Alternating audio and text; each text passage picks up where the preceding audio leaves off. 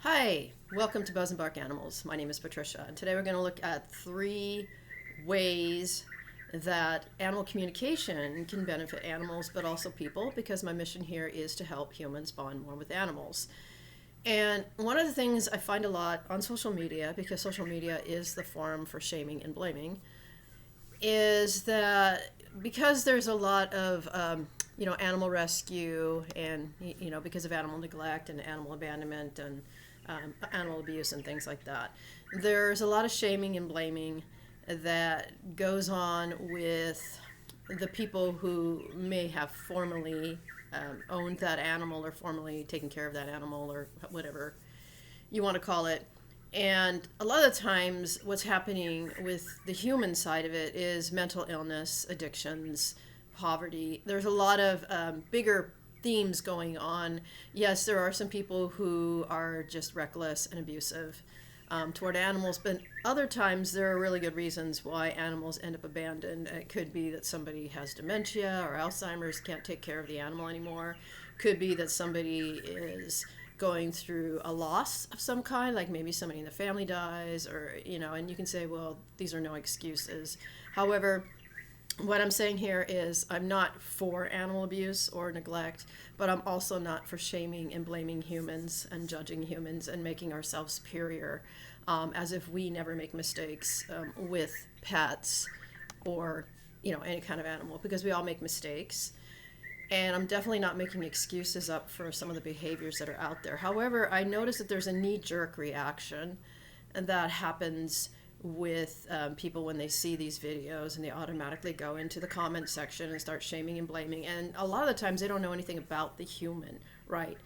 Or it's somebody that finds the animal and takes the animal to a shelter, and then they're blamed for, and people get suspicious and blames them for actually owning the animal. Maybe they never did, they're just trying to do a good deed. So without knowing the bigger story, then it's really easy for people to go into shaming and blaming. Well, the problem with that is it's not healing for anyone. It's not healing for the animals who are now going through the rehab. Thank God, they're getting a new life, a new lease on life. We should focus on that instead of shaming and blaming and judging people, because in the end, none of us are really better than anybody else. And the reason why humans shame and blame, especially on social media, and I've been on the other end of that, is because it makes our egos, it makes us feel superior, because there's this false belief that humans are supposed to compete with each other, and so we're supposed to be better than other people. They're more righteous or more self-righteous or stronger or smarter, or we're kinder, or whatever it is. But there's always this sort of competition thing going on, and it turns into shaming and blaming and divisiveness. And in my spirituality, I believe in unity consciousness. That means everybody is connected to the same source. And when we're, pointing the finger, they say when you're pointing the finger, you're pointing 5 fingers back at yourself. And so I just wanted to say that, and I'm not doing this to shame and blame anybody. I'm just trying to put a more healing vibe out there, because if we want to help animals, we got to get past that judgment, shaming, and blaming of humans. Sometimes animals run away from a place, right? And sometimes they run away many times, and then the humans, they're busy, they've got maybe they have children, maybe they're working 80-hour weeks, I don't know, but it's kind of hard to keep going and looking for a lost animal. And so I think at a certain point some people just end up giving up, right? Some people may not chip their animal because they may be paranoid about chipping an animal and all the different conspiracy things that are out there. And some people may not chip an animal because maybe it's too expensive for them, or they don't even know that they can do it, or where to do it, or they don't have all that information. Now, I am teaching a class. It's a digital class. So far no one's signed up for it, and it is on how to prepare responsibly for having a pet, right? And to even do an assessment to see if having a pet is a good idea, because a lot of the times we have to look at why we want a pet, right? Why do we want to get an animal? Now, the other thing is, there is also something I found out about recently, is there's an addiction that people get for rescuing animals. That's why you'll see people with, a bunch of foster animals in their house, and I think it's way too many. And and then of course they get rewarded for this, right? Because people, instead of doing the shaming and blaming thing, they applaud them. Oh, you're such a saint, you're such an angel. Oh, I can't believe you're helping all these fur babies, and and all the rest of that. But is it really helping animals when somebody's actually getting to the place where they're developing an animal hoarding thing, which is actually encouraged in a weird way, like in a backwards kind of way? It's encouraged by all the videos on social media, by all the people leaving comments about how great these people are. And so it's like boosting an ego. And so people, when they're rescuing animals, have got to find out why they're doing it. Are you doing it to put a YouTube channel together or TikTok and become famous as an animal rescuer and, and do it that way? Or are you doing it kind of anonymously, because it's just, you feel it in your heart and you have the space and you have the time, and you're also planning on getting that animal into another home. And so you're just acting as the intermediary, or whatever that word is, the middle person, right? Where you're taking in the animal, you're rehabbing the animal, and then you're going to find a home for that animal. Is that what you're doing? Or are you just saving every animal out there? Because what might really be happening psychologically is you're the one that needs to be rescued. Because as an animal communicator, God, I've gotten so off topic of this week's topic.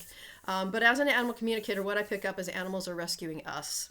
So there is, and if you look at the Edgar Casey videos that are out there on dogs and cats and what he predicted about them and the energies he picked up from dogs and cats, they come into our lives through synchronicity. They come into our lives to teach us something.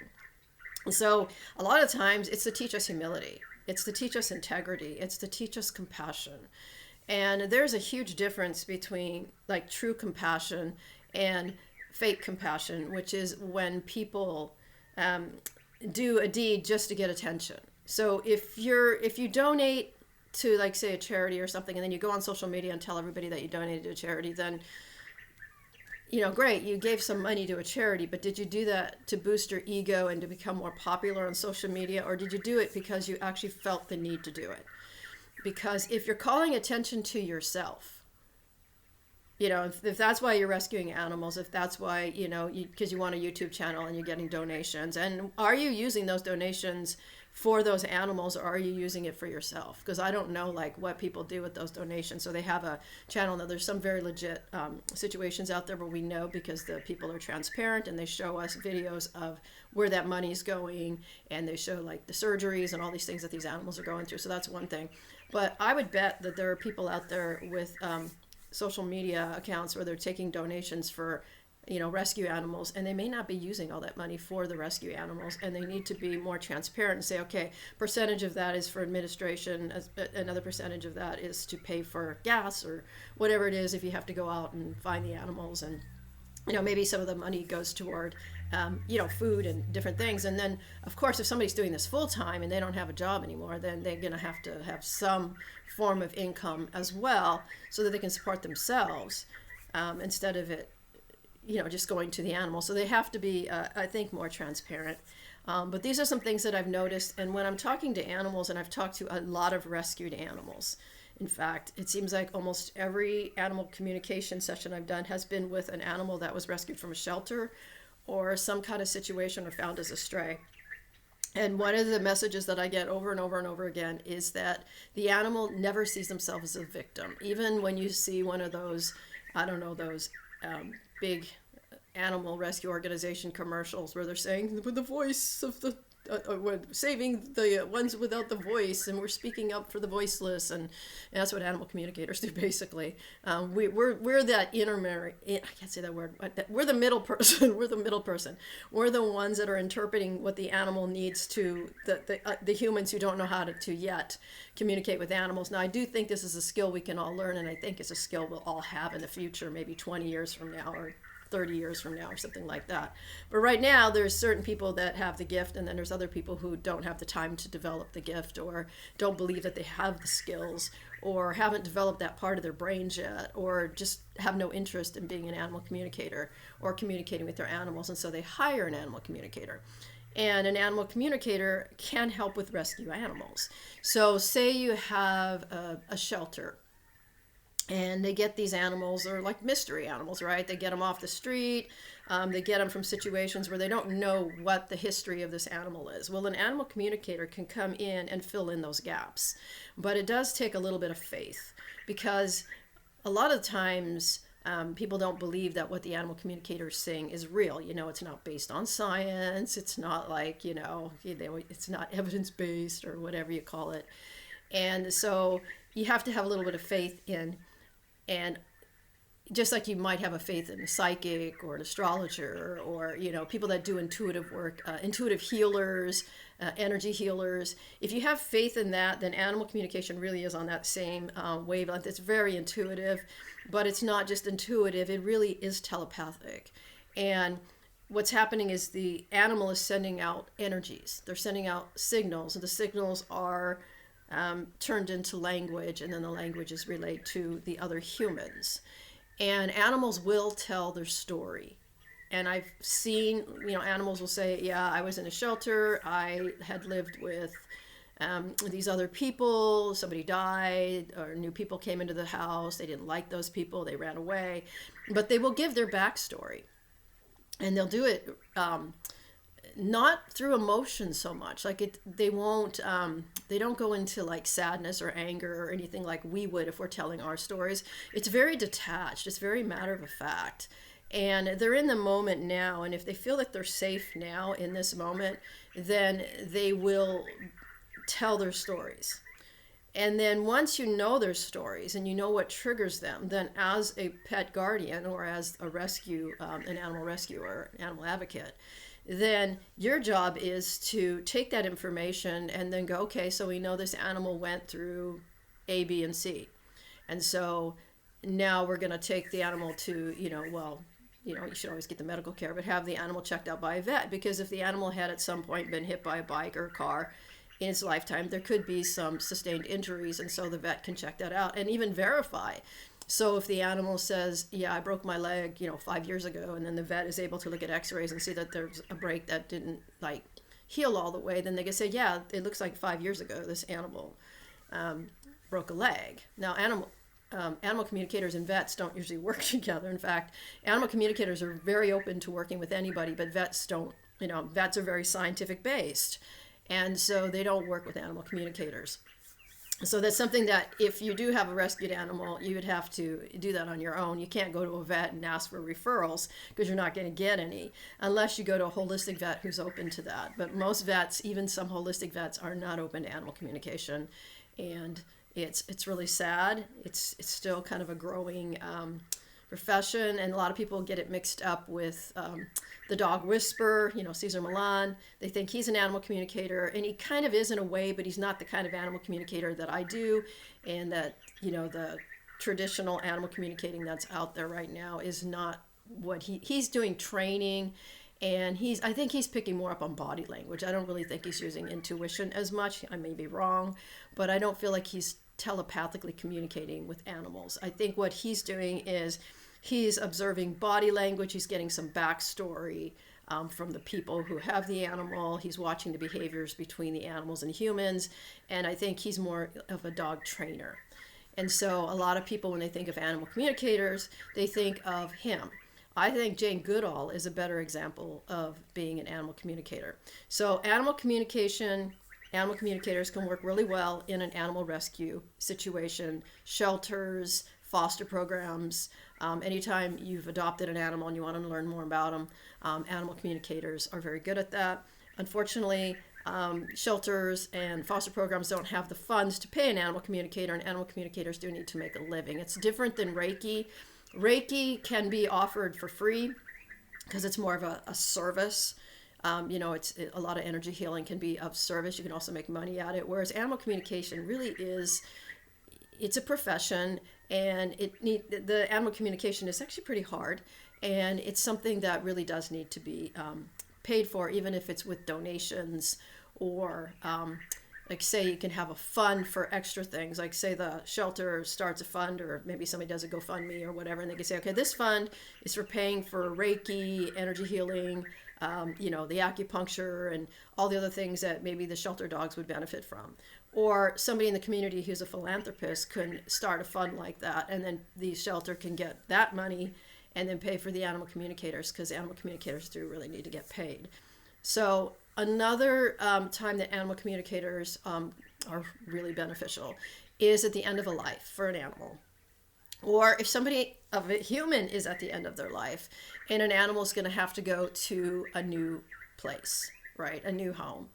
So the animal communicator comes in again as a middle person, and they can also do kind of more of the hospice. So if the human is in hospice, then to bring the animal with the animal communicator and bring some closure between that animal and the human that is passing.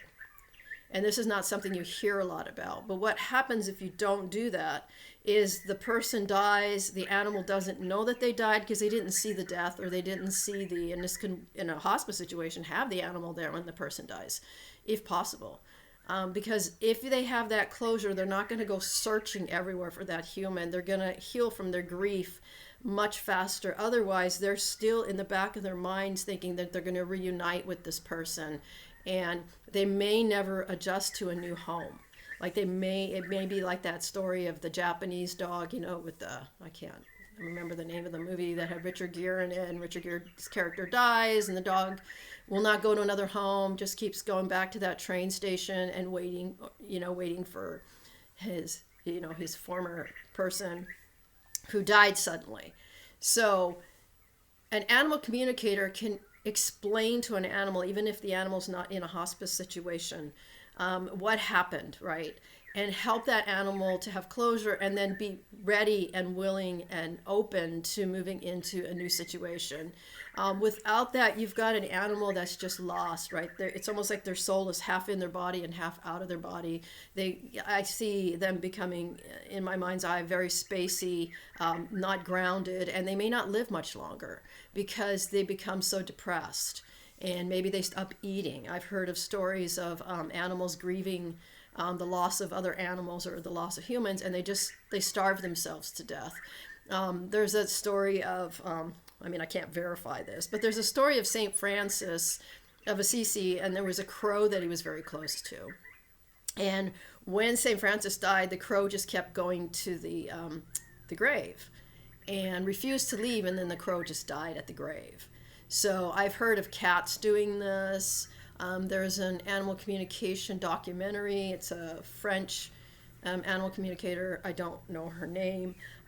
She goes to ask it to, I guess there's a village or an area where there's this cat that keeps visiting the cemetery every day. And so through animal communication, she finds out that the cat's owner died, and the cat was going to the cemetery every day to visit the grave. Like how the cat knew that was that person's grave, I have no idea.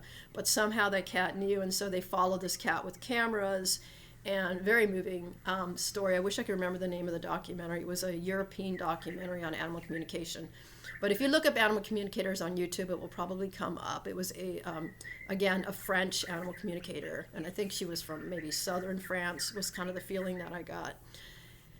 And there's a lot of really good animal communicators out there, a lot of really good videos, a lot of good information on the topic. So the other one that is really important, again, is if you're bringing a new animal into your home and you hire the animal communicator, because there's that adjustment period of what are the needs that the humans have and what are the needs that the animals have. And, you want to bring some peace into that household, and you can bring in some other energy healing, and you could do a lot of energy cleansing of the house before you bring the animal in. Clean the house, but use natural products. Don't use chemicals and things, because it's actually bad for the animals, especially dogs, because they sniff everything and it can be very damaging to them. So, make sure you clean your house, make sure you set it up. All these things I talk about in my class on choosing the right pet, if you want to look into that. And so that way you can also get that backstory information on the animal, and what is it afraid of? Like, what is the animal afraid of? Like, what does it desire? What is it passionate about? What does it consider fun? What is it expecting from the humans, other than just having a warm home and food? Some animals, that's all they want. You go and get a dog or a cat from a shelter, and really all they want is the basics, because they haven't had it before. And then there's the animals who are used to being spoiled, right? They lived in pretty good luxury, or, and then they, for whatever reason, they get surrendered to a shelter. Sometimes it's a divorce. Sometimes it's people are moving to another country. I mean, there's so many reasons. That's why we shouldn't judge, because we really don't know somebody's story, right? And a lot of us have been on the other end of having some regret things about animals that we've had, in our care, or that we had as children or whatever. And so there's a lot of things that we could do as humans and make mistakes. And so to give allowance for that, again, going back to the topic that I had at the beginning of the video, most animals are going to bounce back from whatever they went through. That, again, I'm not excusing bad behavior from humans, but we are all here learning and growing and hopefully evolving. And if you look at who we were 10 years ago to who we are now, hopefully we've evolved to a certain point. Hopefully we've become more empathetic. Hopefully we've become more compassionate. Hopefully we've become less competitive, more collaborative. We're already there now. We're in an era now where competition is not, I guess maybe in sports it is. But even in sports, you're starting to see more collaboration. You're starting to see more cooperation and more compassion between people. It's not that ruthless, that ugly sort of dog eat dog. And I don't even like that term, because dogs don't eat dogs. I mean, I hope not anyways. We're moving into a time of more compassion and more kindness and more caring, and you may not actually be witnessing that yet. You may be looking at mainstream media and going, oh my God, what has happened to humans? Why are they so ugly and mean and cruel, right? But if you go and you look at more of the alternative types of things that are out there, if you look at different videos that are on YouTube, there's a lot of kindness in the world. There's a lot of cooperative communities forming. There's a lot of people out there taking care of animals. There's a lot of, people taking care of people. There's a lot of love. And even when you look at in the United States and other countries, when you've got all these rallies and these vigils and things like that, that actually, even if there's anger on the surface, underneath there's compassion. Because if people didn't care that much, they certainly aren't going to take that time out of their day and go and hang out in a crowd of people. And, it's not, I used to do marches when I was younger. They're not comfortable. You're just in these crowds of people. And if you're introverted and you don't like being in crowds, it's really uncomfortable. I mean, you're just crunched in there sometimes. It can be really, for me, it's really hard on my neck, and I used to get headaches and things like that. So for people to take time out of their day, and to, go out there where there's thousands of people and to get their voice heard, that is a form of caring. And there are people who will say that they're just troublemakers and whatnot. And I also see that with the animal advocacy. So for people to show up, to donate money, to go to a shelter and volunteer, to foster an animal, to even the people that go out there with their cars and they find the animals and they take them home and they rescue them and they take them to the shelter, or the Good Samaritans. That takes a lot of effort, and a lot of those people are not getting attention. There's so much more out there that we don't know about. Now, not every advocate and rescuer on YouTube is doing it for their ego. I'm just saying that there's probably some that are. I think a lot of them are doing that because they want to get that dog or cat adopted, and they want people to know the story of that animal. So it's not really the people so much who are making the videos, it's the ones commenting who are doing the judging and the blaming and the shaming. Although I am noticing a turn around where now people are leaving more positive comments, and they're saying, well, thanks to, instead of shaming and blaming the people that they don't even know, they've never met, they have no idea what the true story is unless they've got evidence of it. They're now starting to praise that the animal's been rescued and saying that they're, praying or, sending out energy so that that animal is going to find a good home, or they're donating money to the organization that has that animal because they know that those shelters are crowded and they're trying to help out. So there are very positive ways to be part of those communities. And then there's just the ones that just, and the blaming and the shaming and the judging, it just brings the energy down. It brings the vibe way down to the level of fear. And when you have the level of fear, that's not healing. You can't have healing and fear on the same level. You're basically diluting any healing that can happen by putting out that shame and the fear and whatever. And then the other thing that we all need to look at is, why are we being triggered, right? Why are we being triggered to lash out that way? Because we may be needing to look at our own childhood abuse that we went through. We need to go through, maybe we're going through abuse now. Maybe there's bullying in the workplace, or maybe there's something else going on that we don't want to deal with, right? And so we see something that triggers us, and instead of going into ourselves and healing what needs to be healed, maybe even getting mental health counseling or coaching or whatever it is we need, what we do is we just go into this mode, this reactive mode. It's not even responding, it's reacting.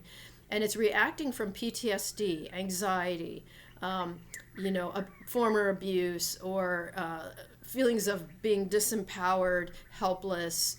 And basically that animal is just mirroring back to us, because this is what animals do anyways.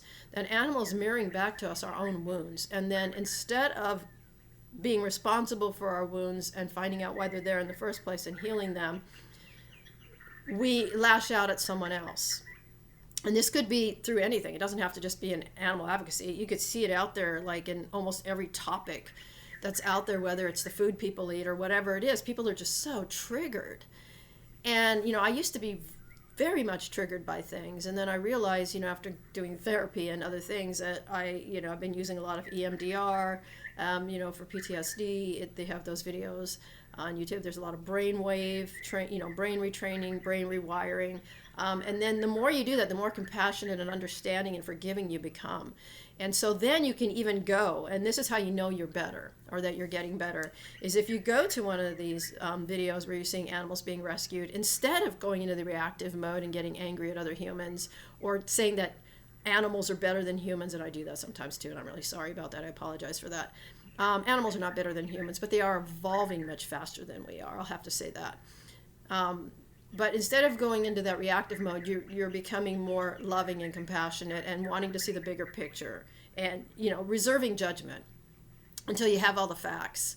And even then you're saying, well, I hope this person can get the mental health counseling that they need. I'm glad that animal's no longer in that situation, and now that animal's in a loving home. So instead of focusing on where that animal came from and and all the things that happened to that animal, and having a knee-jerk reaction, seeing it as a way of bringing healing to the situation for everyone involved. Because obviously if humans are hurting animals or hurting other humans, then they're hurting. And it's not an easy thing. When you're going through it and you're getting abused yourself, it's really hard to be in that place. And then, we need to do as much healing on ourselves as possible and make ourselves resilient to a lot of the abuse as well. And it is possible. It is possible. It's almost been like my life path or something to learn that. And so it has been for even St. Francis of Assisi was an abused, he was an abused child. He was abused as a young man by his father. And, and then he became like this, saint, right? The saint. And so I think that, again, the animals are bringing up shadow, they're bringing up what we're projecting, they're bringing up our own wounds. And so if we find that we're having those knee-jerk reactions, at least look at that and see if that's what's happening. If we don't have compassion for other human beings, and we can't see the frailty of humans, and that we all make mistakes, and that we hopefully learn from mistakes, then it's going to be really hard to be human, right? Because we are human, and if we're putting other humans down, then we're putting ourselves down. Because we're all in that together. And I think I'm going to end that there, because it's kind of a loop. It just keeps going around and around. But I feel like I need to bring that up. And a lot of my videos I'm channeling at the same time, so I'm getting a lot of messages coming through. And I had this colleague friend who was a sound healer, a shaman, an acupuncturist. She died, 2009, I think, 2010. Around that time, and she was an animal advocate, and she burned out because she was involved in so many different advocacies, and she would keep sending me all these newsletters and all these animals that needed to be rescued, and it was overwhelming. I didn't have any money, and I certainly I didn't feel like I could do much help at the time. I didn't know Reiki, I didn't know anything that could help animals. And I noticed that she had cancer, I think 2 or 3 times. And then she finally said that she just didn't want to be in the world anymore. And then she got cancer again and she died. And part of that was that she did get caught up in the reactive thing. And I think she was part Native American. And I think there was a lot of healing that she needed to do from the abuse and suffering that Native Americans went through, which was in her ancestral DNA. And I'm sure she was aware of that. But what was happening is she's actually I'm channeling her right now. She said that destroyed her, that reactivity, and not being able to see the bigger picture. And even as a healer of humans and animals, she would just feel so much intolerance toward humans. And she just didn't want to be in a human body anymore. And so don't get to that point is the message here. Like if you're one of those people that reacts to different things out there, and see how you can involve an animal communicator or learn animal communication. It's not hard to learn. It's really not hard to learn. You can learn it online. You can learn it in person. It's not that hard. It's just something like learning a musical instrument where you practice every day and you get better at it. And you also have to move past any doubts that you have, because what will happen is the ego will try to kick in, and either it'll make stuff up or it'll tell you you're making stuff up. So those are kind of the hurdles of becoming an animal communicator, but you can do it. You can do it. Anybody can do it. Just like anybody can learn Reiki. It's just a matter of practicing every day. And then the other thing is, if you don't want to learn it, then you can always hire somebody and work with that animal communicator. And the last thing you could do, and this is not a Reiki video, is you can hire a Reiki practitioner to work on you and the animal at the same time, because Reiki will work on the mental, emotional, spiritual, and even the physical body. Like, it doesn't cure anything, but it brings stuff up so that it can be resolved and to be released and to rebalance the energy centers. And when you do that with the human and the animal, a lot of these reactionary the reactions can be healed. And then you can become more responsible for your emotions and understand, okay, I'm feeling triggered. Why am I feeling triggered? Let me go and find out. And don't leave a comment, right? If you feel triggered, whatever you do, do not leave comments. Because if you're going to leave a shaming, blaming type of comment, you're just putting negativity out there. And believe it or not, that's actually going to block the healing that animal needs, and also anybody else involved in that situation. They do not need that negativity. So if you're watching one of those videos, or you're going to some social media thing, and maybe it's just a post, don't leave one of those comments. And if not just for animals, for anything going on in the world, whether it's homelessness, all these things that are happening in the world, the climate, the earth, whatever it is, don't go into that reactionary mode, because as soon as you do that, you're just putting like the opposite of healing energy out there, and you're blocking the healing and the resolution and the solution from happening, because the solution does not exist on the same frequency as the problem, right? And again, there's so much pain and suffering in the world that a lot of it is within the mental realm. A lot of it is because of abuse. A lot of it is, it's on emotional, mental realms. And that's why people are reacting the way that they're reacting. And the best thing that we can do every day is to send love out in whatever form you want to do that. And, first start with yourself and then send it outward. And just know that it's rippling out in every kind gesture that you do. Every time you refrain from leaving one of those comments and instead turn it around and say something more positive, like, well, I wish healing for all the people involved in this situation.